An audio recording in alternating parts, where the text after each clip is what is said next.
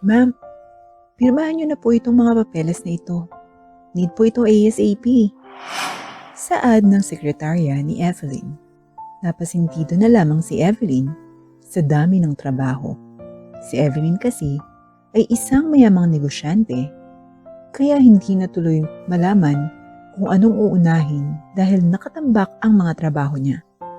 Lily, ikaw nang bahala dyan sa mga papeles. Gamitin mo na lang yung seal ko dyan kapag kailangan ng pirma. Meron din ako dyang trodat. Huwag mo muna akong istorbohin dahil marami akong ginagawa. Saad ni Evelyn. Subalit nagpumilit ang sekretarya na mapirmahan ang mga papeles. Ayan, salamat po. Maibibigay ko na ito sa mga shareholders. Pinirmahan naman iyon agad ni Evelyn kahit hindi pa niya binabasa ang mga ito, para lang matigil na ang kakukulit ng kanyang sekretarya. Naku, maraming salamat po ma'am, ipapasa ko na po ito. Napabuntong hininga na lamang si Evelyn. Napapaisip na lang siya na siguro ito ang kapalit ng pagiging mayaman. Oras at panahon mo ang magiging kapalit. Pero masaya pa rin naman si Evelyn dahil lahat ng kanyang pinaghihirapan ay nagbubunga din. Laki kasi sa hirap si Evelyn at ulila pa siya sa kanyang mga magulang. Inampon siya ng kanyang tita pero inaabuso naman siya nito at ginagawang alila. Kaya't lumayas siya sa poder nito at nagsarili na lamang. Matalino si Evelyn at madiskarte. Kaya kahit na naging batang kalye ay kinaya niyang mabuhay ng mag-isa. Kahit na natutulog siya sa kalsada at halos mamatay sa lamig dahil sa ulan at bagyo, ay kinaya pa rin niya. Pinag-aral niya ang sarili. Pumasok siya sa kung ano-anong trabaho, masuportahan lamang ang sarili. Kinaya niya ang lahat ng paghihirap na dumaan sa buhay niya. Ginawa niyang inspirasyon ang lahat ng pinagdaanan niya, ang mga karanasan na nagturo ng leksyon sa kanya. At iyon ang naging pundasyon ng kanyang tagumpay. Nakapagtapos siya ng cum laude at nakapasok sa isang law school. Hindi biro ang pinagdaanan niya bago naging ganap na abogado. Nag-invest at nagtayo ng sariling kumpanya. Ngayon ay isa na siyang bilyonarya. Hindi na siya namumroblema sa pera. Marami na nga siyang pera, pero hindi naman siya masaya dahil mag-isa lamang siya sa buhay. 25 anyos na si Evelyn, pero wala pa rin siyang boyfriend o kaibigan man lang. Sa dami ng kanyang pera, ay wala na siyang mapagkatiwalaan. Naisip niya kasi na baka kaya lang may nakikipagkaibigan sa kanya ay dahil sa pera niya. Alam niya rin kasing maraming mga ahas sa mundo ng business, kaya nahihirapan siyang magtiwala, lalo na kung hindi niya lubusang kilala ito. Mapagmatsyag siya at lagi niyang kinikilatis ang lahat ng taong lumalapit sa kanya. Siguro, kaya dahil wala siyang kaibigan, ay dahil hindi siya marunong magtiwala. Ma'am, mag-overtime po ba kayo ulit? Mauna na po ako ha. Naghihintay po kasi sa akin ng nanay ko. Paalam ng sekretarya ni Evelyn. Napasintido na naman si Evelyn. Mahirap kapag wala siyang katulong. Mabuti nga at nandyan ang sekretarya niya at kahit papano ay nababawasan ang trabaho niya. Napabuntong hininga na lang siya. Kailangan niyang pauwiin ang sekretarya niya dahil may inuuwian itong pamilya. Sige na, umuwi ka na. Saad ni Evelyn. Sige po, bye po ma'am. Paalam nito at umalis na. Napatigil naman si Evelyn sa pagtatrabaho. Hindi niya maiwasang mainggit sa sekretarya niya dahil may inuuwian itong pamilya. Habang siya ay wala. Subsob lang lagi siya sa trabaho. Nangungulila siya sa pamilya. Iyon ang matagal na niyang pinapangarap. Lagi niyang iniisip kung ano kaya ang pakiramdam na magkaroon ng pamilya. Dahil hindi niya alam yun. Hindi niya iyon naranasan. Ang magkaroon ng pamilya. Hindi niya maiwasang malungkot at maramdaman na nag-iisa lang siya. Kung ano-ano nang naiisip ko. Kailangan ko nang magpahinga. Kailangan kong itulog ang lahat ng ito. Saad ni Evelyn. Niligpit na niya ang mga gamit at saka lumabas ng opisina. Good evening, ma'am. Ingat po sa pag-uwi. Saad ng guard. Minitian lang ito ni Evelyn at agad nang dumiretso sa parking lot para kunin ang kotse at nang makauwi na. Nang makasakay, ay agad na siyang nag-drive pa uwi. Habang nagda-drive, ay may nakita siyang binata sa daan. Nanlaki ang mata niya nang makitang duguan nito. Agad na ihinto ni Evelyn ang kotse at agad na lumapit sa binata. Nang malapitan ni Evelyn ito, ay napansin niyang madungis at madumi ito.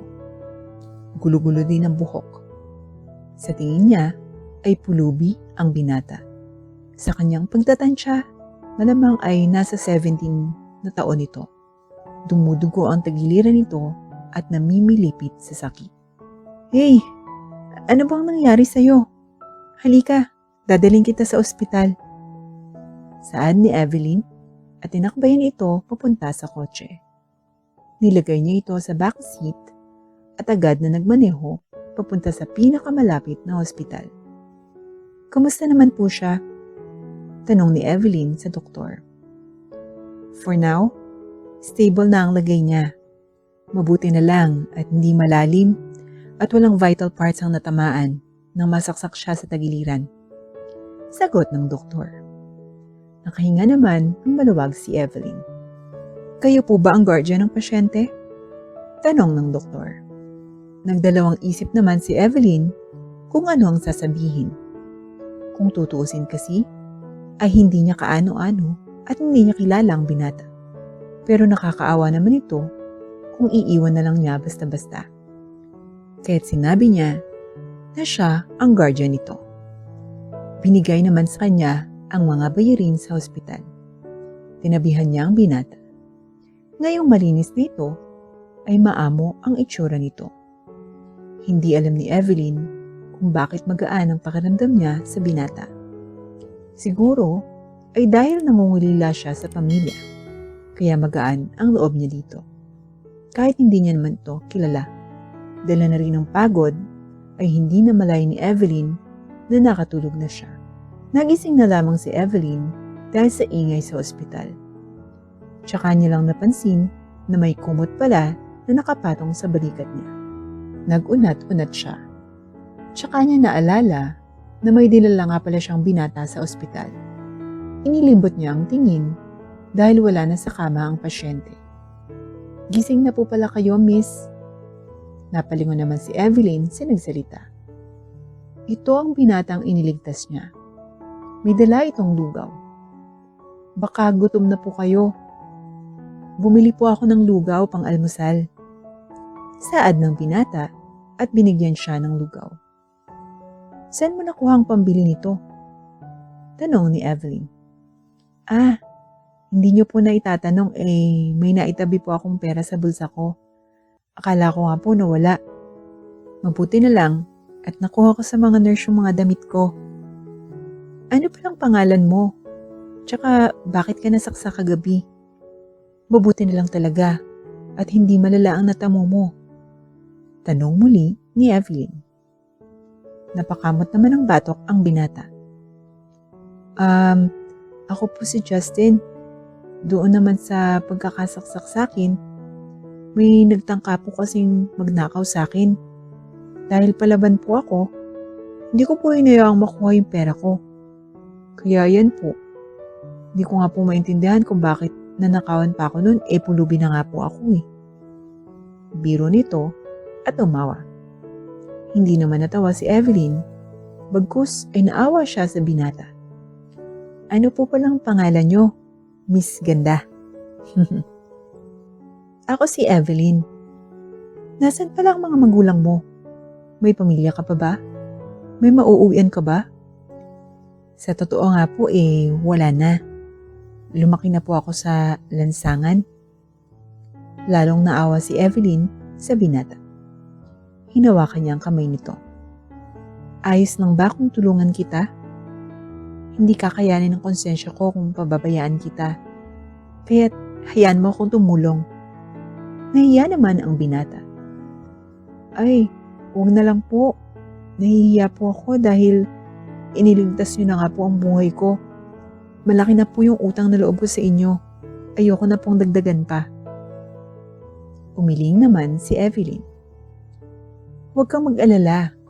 Hindi mo kailangan suklian ang mga tulong ko sa iyo.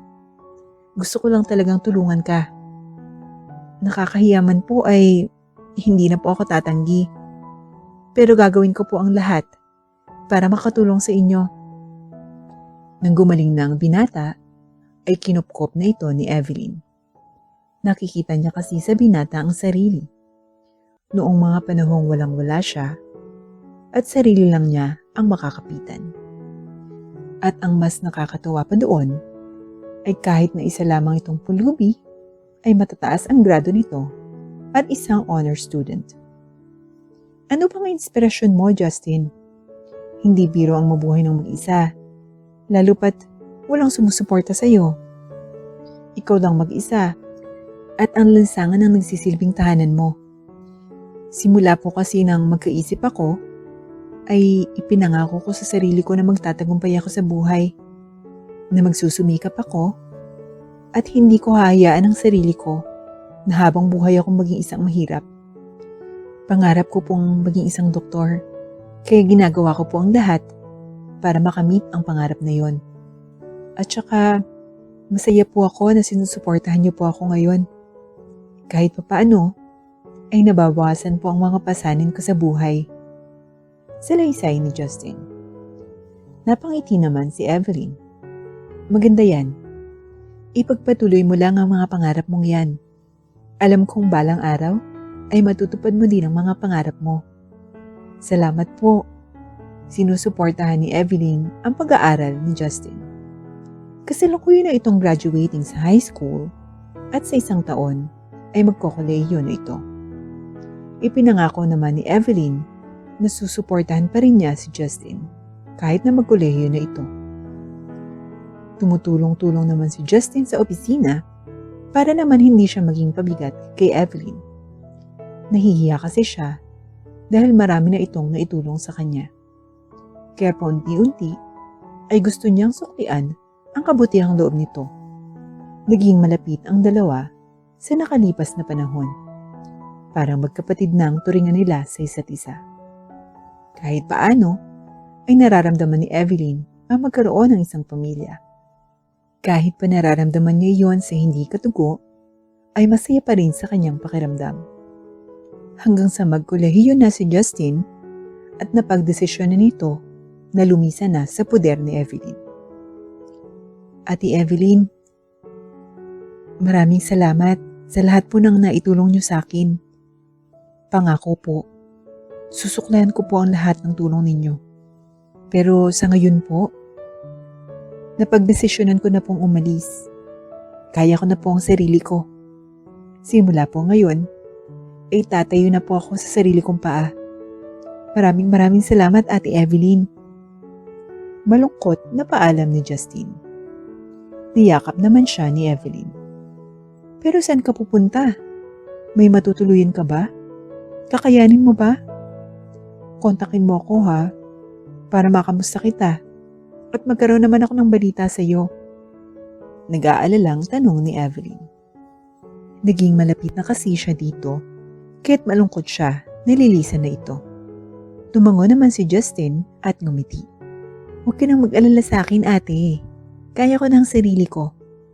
Gusto ko maging independent. Gusto kong tumayo sa sarili kong paa. Kakayanin ko to, ate. Kaya huwag ka nang mag-alala, Ate Evelyn. Sagot ni Justin. Halos maluha-luha naman si Evelyn sa pag-alis ni Justin. Pero hindi niya naman ito mapipigilan at nirerespeto niya ang desisyon nito. Ngunit masaya siya sa mga sandaling kasama niya ang binata. Kahit paano, sa mga sandaling iyon ay naranasan niya ang magkaroon ng isang pamilya. Bumalik sa normal ang buhay ni Evelyn. Pero paminsan-minsan ay sumasagi sa kanyang isip si Justin. Hindi niya maiwasang mamiss ito. Kahit paano kasi, ay may pinagsamahan sila nito. Naging babad sa trabaho si Evelyn. Marami na kasing nagiging problema sa kumpanya niya. Bigla na lang kasing nawawala ang mga pera niya at stocks. Hindi niya alam kung bakit at paano. At ayaw niyang magbintang dahil wala naman siyang ebidensya. Hanggang sa biglang gumuho na lamang ang mundo niya nang malaman na nalipat sa pangalan ng kanyang sekretarya ang kanyang kumpanya. Ano? Anong ibig sabihin nito? Hindi ko ibinigay sa kanyang kumpanya. Do you want me to sue all of you? Galit na sigaw ni Evelyn sa mga board members.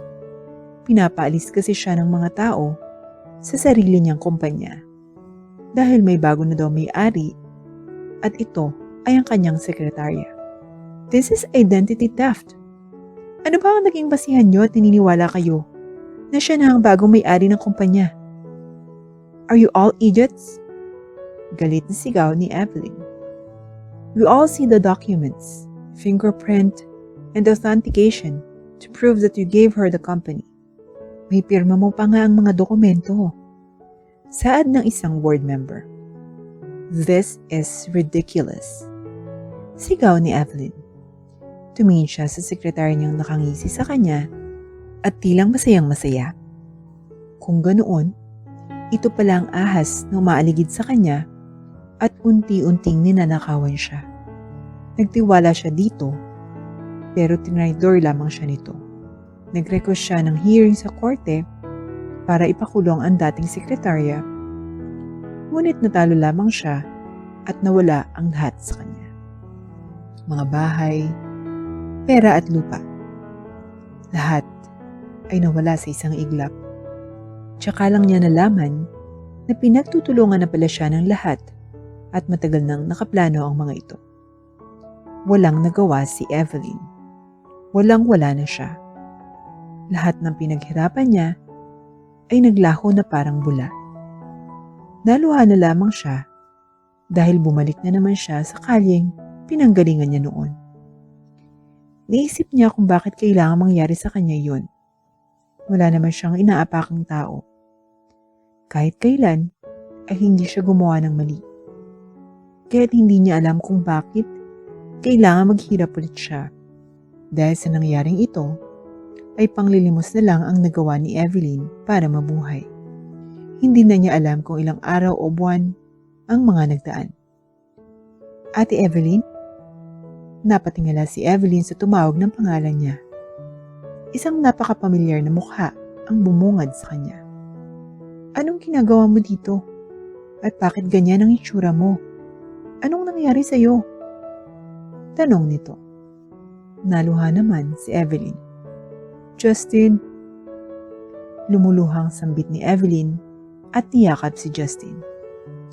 Kahit naguskusin na at madumi si Evelyn, ay hindi siya itinulak palayo ni Justin. Bagkus, ay niyakap siya nito pabalik. Sabihin mo sa akin ate, anong nangyari sa'yo? Ikinuwento lahat ni Evelyn ang mga nangyari. Bawat detalye ay sinabi niya kay Justin. Hinawakan nito ang kamay niya. Tutulungan kita ate. Babawiin natin ang lahat na dapat ay sa iyo. Saad nito. Tsaka lang nalaman ni Evelyn na isa na palang ganap at sikat na doktor si Justine. Sa mga nagdaang taon, ay nagsumikap at nagporsigito para maging doktor kahit walang tulong ng iba. Mayaman na din ito at may sarili ring klinika na tinatangkilik ng mga tao. Tinulungan siya ni Justine para maipanalo ang kaso sa dati niyang sekretarya. Hindi naging madali, lalo pat makapangyarihan ang mga sumusuporta sa dati niyang sekretarya. Pero sa huli, ay naipanalo ang kaso at nabawi na ni Evelyn ang kayamanan niya. Ang kumpanya, pera, bahay at lupa. Tuwang-tuwa naman silang dalawa dahil nabawi na ni Evelyn ang dapat ay para sa kanya.